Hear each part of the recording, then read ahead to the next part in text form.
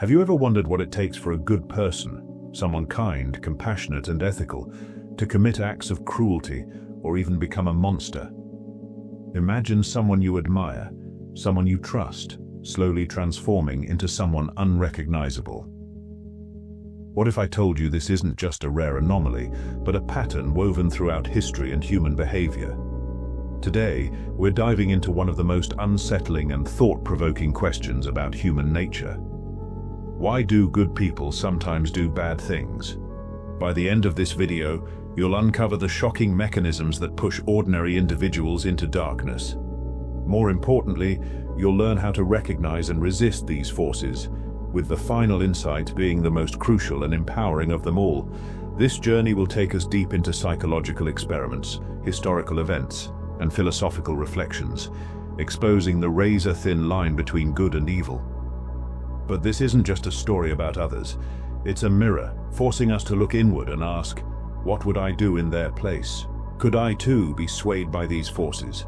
Stay with me, because what you'll discover today could forever change the way you see the world and yourself. The Lucifer effect is a concept popularized by psychologist Philip Zimbardo, who conducted the infamous Stanford prison experiment. What he revealed was profoundly unsettling. The environment we are placed in, the roles we adopt, and the authority we obey can distort even the most virtuous individuals, turning them into perpetrators of harm. Think about it. History is filled with examples of ordinary people committing extraordinary atrocities. The guards in Nazi concentration camps, the soldiers who carried out ethnic cleansing, the bystanders who stood silent as horrors unfolded. These individuals were not born evil. In many cases, they were ordinary people, swept up in circumstances that unleash the darkest parts of human nature. Why does this happen? The answer lies in a combination of psychological and social forces that shape human behavior. The power of authority. Psychologist Stanley Milgram's obedience experiments in the 1960s revealed a chilling truth. People will go to extreme lengths, even inflicting pain on others, when instructed by an authority figure. In his study, participants were asked to deliver electric shocks to another person who was actually an actor pretending to feel pain. Shockingly, most participants continued administering shocks, even when they believed they were causing severe harm, simply because they were told to do so. Now think about your own life. How often do we follow instructions without questioning them, whether from a boss, a leader, or even societal norms? What would you do if someone in a position of power asked you to compromise your morals for the so-called greater good? The power of dehumanization. Another critical factor is dehumanization. When we strip others of their humanity, labeling them as the enemy, subhuman, or lesser, it becomes far easier to justify acts of cruelty. This tactic has been used time and again in propaganda, war, and even everyday conflicts. It's easier to harm someone when you no longer see them as a person. Now consider the language we use today in social and political discourse. How often do we see entire groups of people reduced to labels or stereotypes? How does this diminish our empathy and create an us versus them mentality? The power of social roles and group dynamics. Dehumanization is only part of the puzzle. Social roles and group dynamics also play a significant role. Zimbardo's Stanford prison experiment vividly demonstrated this. College students were randomly assigned to be either guards or prisoners in a simulated prison environment. Within days, the guards began exhibiting abusive behavior, while the prisoners showed signs of extreme stress and submission. What was most shocking? How quickly the participants lost sight of their individuality and conformed to the roles they were given. This raises a critical question. How much of our identity is shaped by the roles society imposes on us? Are we truly free to act as individuals, or are we unconsciously playing parts dictated by the systems around us? Recognizing the forces at play. These forces, authority, dehumanization, and group dynamics, are not just theoretical. They operate in our daily lives, shaping how we think, act, and perceive others. We see them in workplaces, in schools, on social media, even within families. Recognizing them is the first step in resisting them. And the tipping point. But what about the exact moment when a good person crosses the line? That moment is often subtle. It begins with small compromises, a decision to stay silent when witnessing injustice, a choice to follow along, just this once. Over time, small choices accumulate, creating a slippery slope that can lead to profound moral failure. Pause for a moment and reflect. Have you ever made a choice that went against your values simply because it felt easier or safer? What were the consequences? As we move forward, we'll explore how to recognize these moments before they spiral out of control. More importantly, we'll uncover how to build resilience against these psychological forces. But first, let's confront a deeper question. Are some people immune to the Lucifer effect, or is it a danger we all face? Stay with me, because what comes next will challenge everything you think you know about yourself and human nature. Are some people immune? Let's now confront a question that lingers in many minds. Are some individuals truly immune to the Lucifer effect? The answer, though unsettling, is that none of us are entirely immune. Psychologists have long debated whether personality plays a role in resisting corruption and moral collapse. While certain traits, like strong empathy, self-awareness, and moral courage, may act as protective factors, the truth is that, under the right, or perhaps the wrong circumstances, anyone can succumb to these forces. Think of it this way. We all carry within us the potential for both great good and unimaginable harm. This duality is a recurring theme in literature, religion, and philosophy. The renowned Swiss psychiatrist Carl Jung described it as the shadow, the darker, often repressed parts of ourselves that we hesitate to acknowledge. Jung believed that to truly understand ourselves, we must confront this shadow and integrate it into our conscious awareness. Have you ever felt a surge of anger or envy so intense it startled you? Have you ever acted impulsively in the heat of the moment, only to deeply regret it later? These are glimpses of the shadow at work. Left unchecked, this shadow can grow, manifesting in ways that align with the Lucifer effect. But here's the hopeful part. Awareness is our greatest defense. By understanding the psychological mechanisms that lead to moral collapse, we gain the power to resist them. The danger of moral disengagement. Now let's go deeper into how these forces operate in real life, and more importantly, how we can counteract them. One of the most insidious mechanisms at play is something psychologists call moral disengagement. A concept introduced by Albert Bandura, moral disengagement explains how people rationalize harmful behavior to avoid feelings of guilt or remorse. For example, someone might convince themselves, everyone else is doing it. The ends justify the means. These rationalizations create a psychological distance between the individual and their actions, making wrongdoing easier to justify. Consider how this plays out in everyday life. A student cheats on an exam, thinking it's just a one-time thing. A manager mistreats employees, believing it's necessary to meet company goals. In these moments, moral disengagement allows people to act in ways that contradict their values.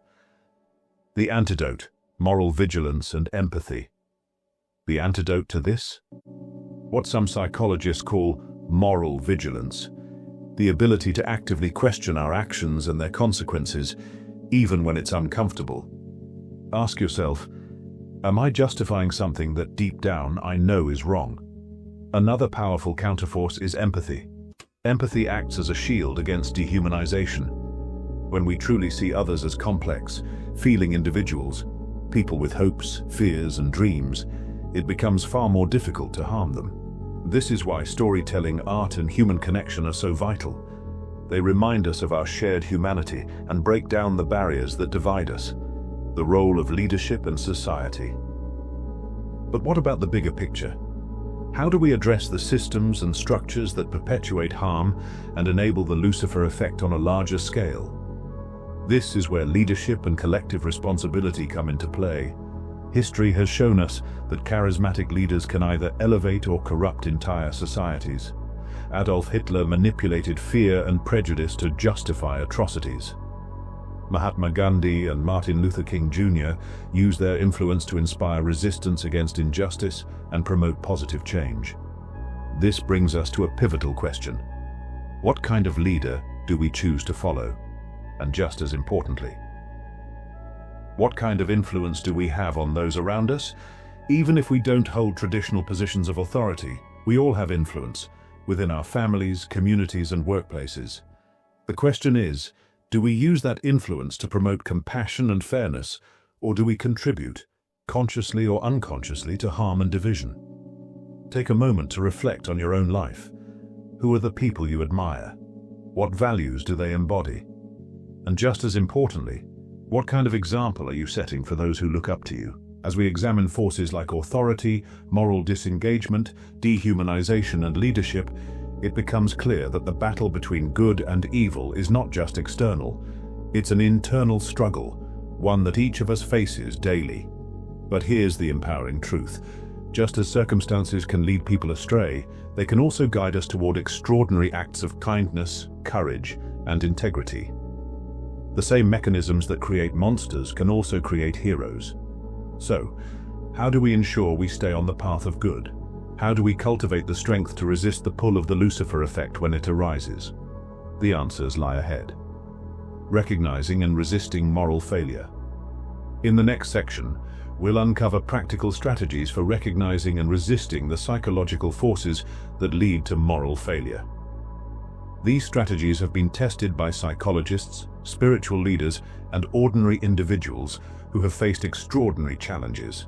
And remember, the final insight we'll explore is the most transformative of all, a realization that could change not only the way you see others, but also the way you see yourself. Awareness is not enough to resist the forces that lead us astray. We must first understand a crucial truth. Awareness alone is not enough. While recognizing the psychological mechanisms behind the Lucifer effect is a vital step, we need actionable strategies to counteract their influence. Let's explore these strategies, starting with one of the most powerful defenses against moral collapse. The power of moral courage. Moral courage is the ability to stand up for what is right, even in the face of fear, opposition, or personal loss. It's what compels someone to speak out against injustice, protect the vulnerable, or admit a mistake, even when it would be easier to stay silent. But moral courage is not something we are born with. It's something we cultivate through deliberate practice and reflection. Think of historical figures like Rosa Parks, whose refusal to give up her seat on a segregated bus ignited a civil rights movement. Or consider whistleblowers who expose corruption and wrongdoing, often at great personal cost. These individuals were not immune to fear, but they chose to act despite it. Cultivating moral courage. So how can we develop moral courage in our own lives? 1. Identify your core values. What principles matter most to you? Honesty, compassion, fairness, accountability? Reflect on times when you faced a moral dilemma. Did you act in alignment with your values, or did you compromise them? 2. Mental rehearsal. A practical exercise is to imagine yourself in challenging ethical situations. What would you do if you witnessed bullying at work? How would you respond if pressured to follow an unethical directive? By visualizing these scenarios and rehearsing your response, you strengthen your ability to act decisively when the moment arises. 3. Build a support system. Surround yourself with people who share your values. Strong social connections provide accountability and encouragement, making it easier to resist the pressures of conformity and authority. Recognizing the influence of our environment. But what about when we find ourselves in systems or environments designed to erode our morals? This is where situational awareness becomes critical. Situational awareness means recognizing the subtle cues and dynamics that shape behavior. For example, pay attention to group norms. What is considered acceptable or expected in a given environment? If you notice patterns of exclusion, manipulation, or harm, ask yourself, is this truly right, or have I simply accepted it because everyone else has? The power of small actions. Often, we feel powerless in the face of systemic issues, but even small acts of resistance can create a ripple effect. One person's decision to act with integrity can inspire others to do the same. For example, speaking up against unethical workplace practices may seem risky, but it can encourage others to voice their concerns. Choosing kindness and understanding in everyday interactions can challenge the culture of dehumanization that often permeates society. In the end, our choices, however small, shape the world around us. And the question remains, will you choose to be a passive participant in moral failure or an active force for good? Let's also address the critical importance of self-reflection. The philosopher Socrates famously said, "The unexamined life is not worth living." Self-reflection allows us to recognize our biases, own our mistakes, and grow from them. It's not about achieving perfection, it's about progress, becoming just a little better, a little more aware each day. Make it a habit to regularly ask yourself questions like, what motivated my actions today? Did I treat others with respect and empathy? Were there moments when I stayed silent when I should have spoken up? Reflecting on these questions trains you to act with greater intention and integrity. But what about the ultimate question? Can the Lucifer effect ever be fully neutralized? While the answer may depend on individual and societal factors, the key lies in fostering what psychologist Philip Zimbardo calls the heroic imagination. This mindset allows ordinary people to perform extraordinary acts in the face of moral challenges. It's the belief that heroism is not reserved for the exceptional few. It's within reach for all of us. To cultivate this mindset, start by looking for opportunities to practice small acts of heroism. This could be standing up for someone being treated unfairly, volunteering to help those in need, or simply choosing kindness over indifference in your daily interactions. It's also helpful to study the lives of those who have exemplified heroism, whether from historical figures or modern-day changemakers. Their stories remind us that courage and compassion are accessible to all of us. At this point, you may be wondering, what is the most powerful insight of all? What final realization could transform the way we see ourselves and the world? That answer lies in understanding the profound interconnectedness of humanity. The line between good and evil doesn't run between groups or nations. It runs through every human heart. As Alexander Solzhenitsyn once wrote, the battle line between good and evil runs through the heart of every man. This realization is both humbling and empowering. It reminds us that we are all capable of both harm and healing, but it also gives us the agency to choose. Every moment offers a new opportunity to act with integrity, resist the pull of darkness, and contribute to a world rooted in compassion and justice. Stay with me, because in the final part, we'll dive even deeper into how these ideas can be applied to your life. Together, we'll uncover practical steps to not only resist the Lucifer effect, but also become a force for good in a world that desperately needs it. At this point, we've uncovered the psychological mechanisms that can turn good people toward darkness: authority, moral disengagement, dehumanization, and the influence of group dynamics. We've explored how awareness, moral courage, empathy, and self-reflection serve as defenses against these forces. Now let's focus on what you can do starting today to become not just resilient, but a source of light in challenging circumstances. The first step is to recognize your influence. No matter how small or insignificant your role may seem, you have the power to shape the environment around you. In every interaction, you contribute to the norms and values that guide others. Are you fostering a culture of kindness, fairness, and accountability? Or are you silently allowing harmful behaviors to persist? Consider the story of someone who changed the course of history through seemingly small actions. Oskar Schindler, a German industrialist during World War II, was initially motivated by profit. Yet Schindler used his resources to save the lives of over 1,000 Jewish people from the Holocaust. His story is a testament to how a single individual, even amid one of history's darkest chapters, can make a profound difference. You don't need extraordinary circumstances to follow this example. You can start in your own community, workplace, or even within your family. Speak up when you see injustice. Offer support to someone who feels isolated. Challenge stereotypes and assumptions that divide people. These small acts, when multiplied, have the power to transform not only individual lives, but entire communities. Another vital step is to educate yourself and others. Knowledge is one of the most effective tools against manipulation and moral erosion. Study history, psychology, and philosophy to deepen your understanding of how and why people make the choices they do. Share this knowledge with others, not to preach or lecture, but to spark meaningful conversations that inspire reflection and growth.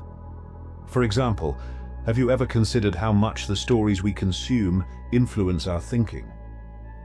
Films, books, and media often shape our perceptions of good and evil, right and wrong.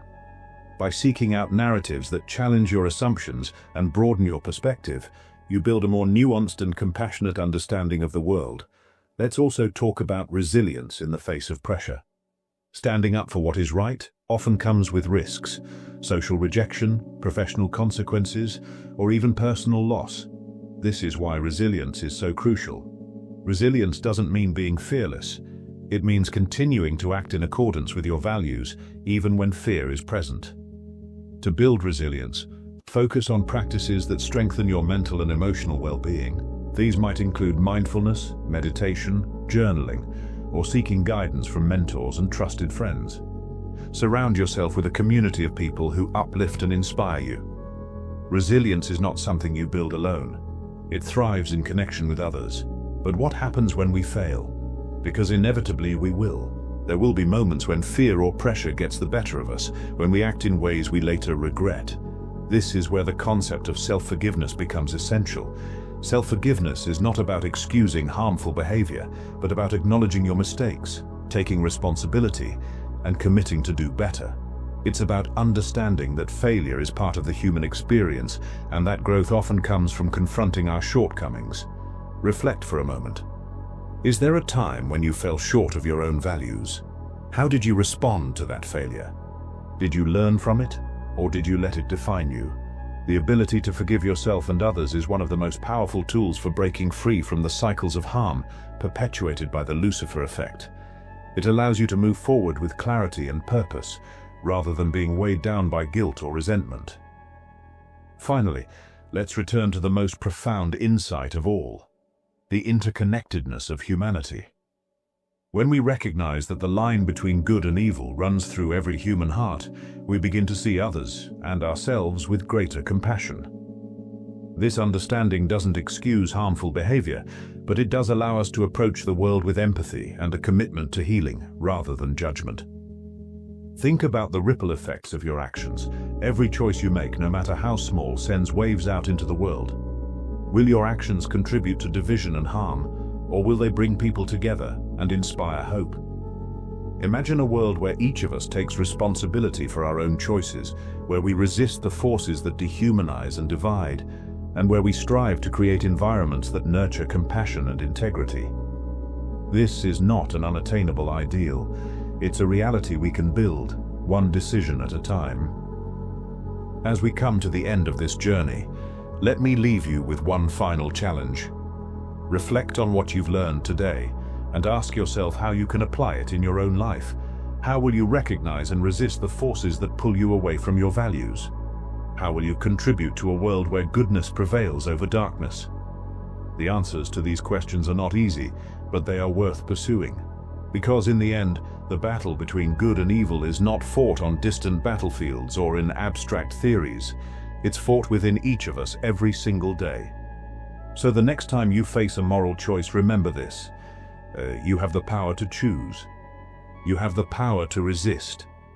And you have the power to be a force for good in a world that desperately needs it. The question is, will you rise to the challenge? Thank you for looking.